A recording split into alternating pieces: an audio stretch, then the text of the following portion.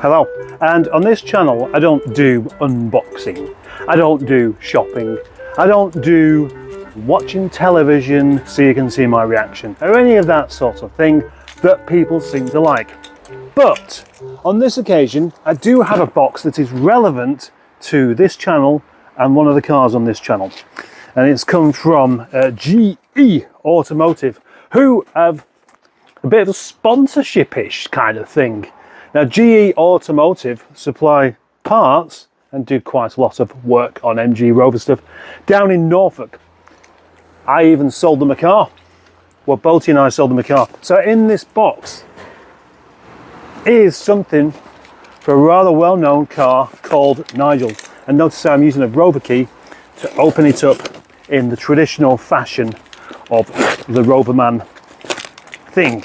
So I'm not making a thing about opening this up, but there are a couple of things that my car, Nigel, needs. Not for its MOT, because it has an MOT, but to make it just drive a little bit better, hopefully. And I'm expecting to find them in here, but what I wasn't expecting is a microfiber cloth. Or another microfiber cloth.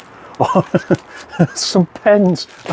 All right, excellent. Right, GE Automotive pens. Excellent. He did say a care package is on its way, so that's 2 pens. Pens are always useful, and 1, 2, 3, 4, 5 microfiber cloths. Always very, very useful. Thank you very much, Greg. But what else we have in here are the things that we talked about that we really need, and that is going to be this here. Track rod end, a brand new track rod end for Nigel the car. Lovely. Now, you may have seen me doing a video on this car where, basically I was trying to take an old one off a steering rack and it wasn't really working, and people had a go at me and said, why don't you just get a new one? So I do like to make use of what I have. So there we go, track rod end, but there's another one there. Is it just another track rod end?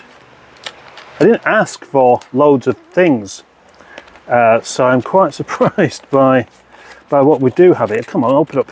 It's another track rod end, so it's going to be exactly the same. They're not handed, I guess, track rod ends on the Rover 25. I want to fit these today, that's the plan. So there we go, 2 track rod ends, and now 2 more pens. What kind of pens are these?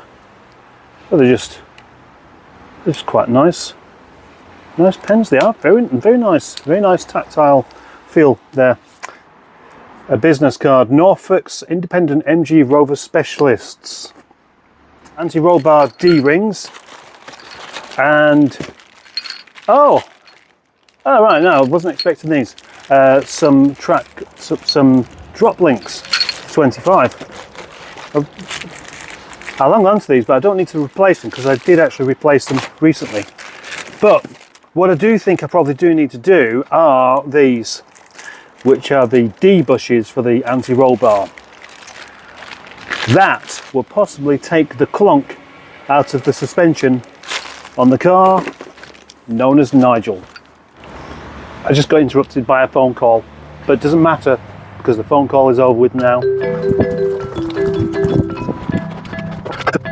It's been over 2 months since I've driven Nigel, and it's just been sat in here, locked away, not feeling sorry for itself because he's not that kind of character, but he has got a flat tyre. And inside, unfortunately, the passenger seat is going mouldy again from where it had something spilt on it, no idea what. Hopefully the carpet won't be full of black mouldy end, but in a moment this will be out and up at the top lockup where we'll have some new bits fitted. Next question, will it start? Now obviously I should have had the engine running whilst this pump was on the go, but I didn't particularly want to fill the lockup full of noxious gases. 2 months. That's a good battery, that. That's going to have to stay in there until somebody buys it. It seems that Wilma doesn't find Nigel very amusing, do you? Eh? Eat a pizza. I'm going to drive this car around the yard now. Sorry, there, aren't you? I'm going to drive this car around the yard now with no seatbelt because I don't need one because it's private land, to try and demonstrate the rather unpleasant noise that it has. So here we go. I don't mean the engine because that's all fine.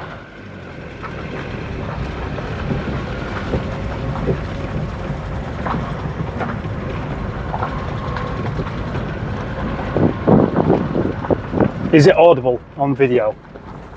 Well, it's certainly audible for me, and I don't like it. I don't like it one bit. Right, I cut that a bit short because I know I was waffling on. I was really just forgetting that I had the camera running, almost like I was just talking to someone in the same room as me. So let's get on with these brand new debushes. And we've got the fittings as well. So they, obviously I've got to take these off, so I may as well replace them with new. Oh,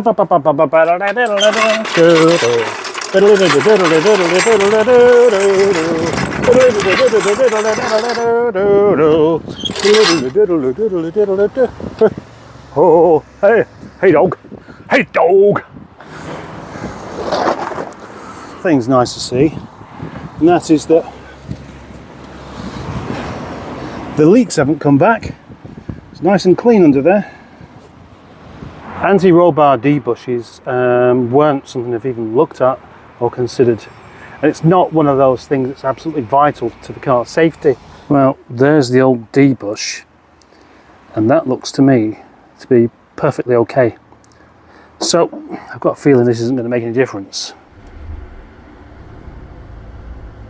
Skip to the next day. Right now. Where was I? Oh yeah, Nigel, being blessed with a few brand new parts courtesy of GE Automotive. Today, I'm going to fit the track rod end on one side to see whether that actually makes any difference or not to the horrible, clunky, uncomfortable sound that is coming from the offside front. And yes, I am making this part of the video deliberately like this for Dick Dastardly, who appreciates all of the effort I put into making these videos. Right, Nigel, let's fix you. If things go to plan today, I shall fit the track rod end, maybe two. You never know, I may even go as far as replacing the front discs and pads, which I've also had sent to me. Observe the track rod end. Observe the replacement track rod end. This one's new, that one's not new. Let's replace. This one has a little bit of play in it, and if I can move that, I can't really move that around. Without the wheel on, you can't really tell that it has some play, but it definitely does. It definitely does indeed. Whether replacing that for a new one will fix the clunky issue, I don't entirely know. This car has had a surprising amount of suspension components already changed. Unusual really, because they're not known for wearing out suspension components. But when you have a knock going on, you want to get to the bottom of it. So it's had the drop links done. It's had the bottom ball joint done. It's had, the shock absorber as well. So the hope here is that this will come undone with ease. It won't simply spin around in its little socket there. And I'll give it a quick knock off, unscrew it, replace it. Job done easily. Let's find out.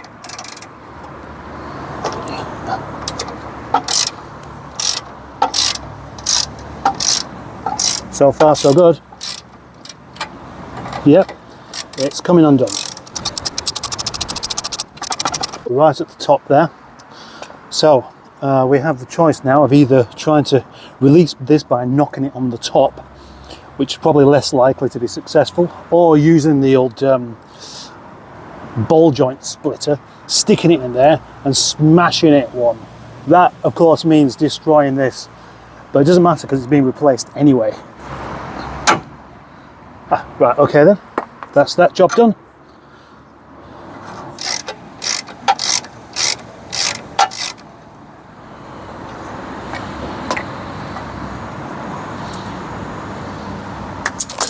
Ow, you bugger! How many times do I have to spin this before it's released?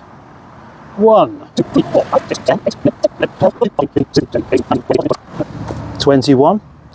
I don't really understand the point of this counting the amount of turns that's needed though, because it's still going to do the same amount of turns before it reaches the nut anyway. Anyway, I can definitely feel a bit of play in here now, and it's dry. It feels really dry. It's like a dry, horrible, scrapey feeling.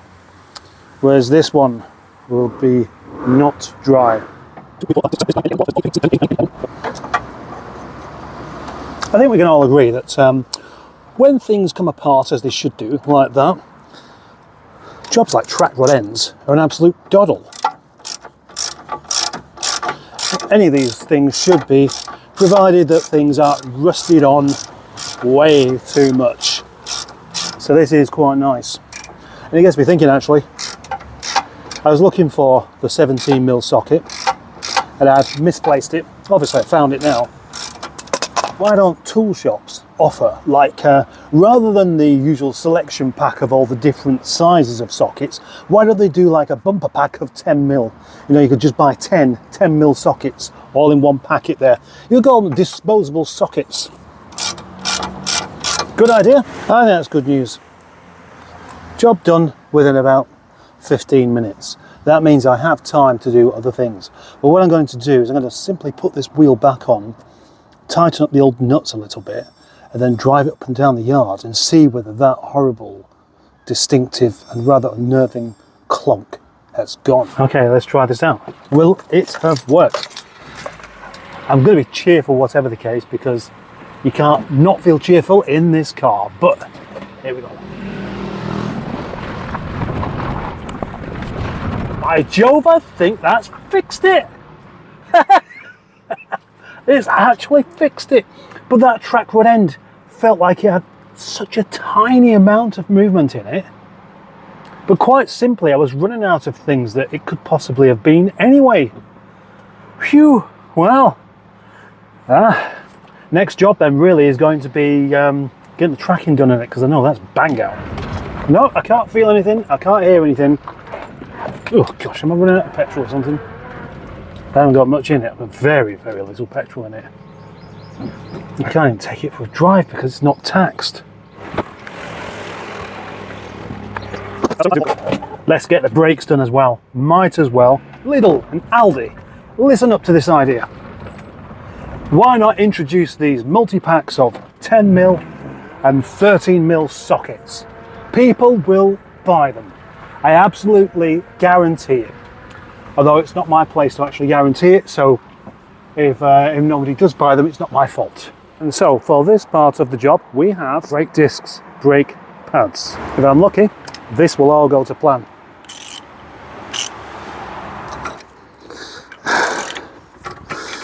Good. Good. Okay. Fucking hell. And now welcome to a time-lapse section where we go from 10 minutes to about 14 seconds with this tune playing in the background. It just kind of fits it somehow. Side complete. It is time to do the other side. Yeah, this side's really not that bad at all actually. If the other side were like this, I wouldn't have bothered because there's no lip on there. There's plenty of brake pad left as well. But what's the point doing half a job? Let's do a complete job. Yep, and again, the same tune that just works with lots of progress going on, because as you can see, lots of progress. This time, only about 9 minutes.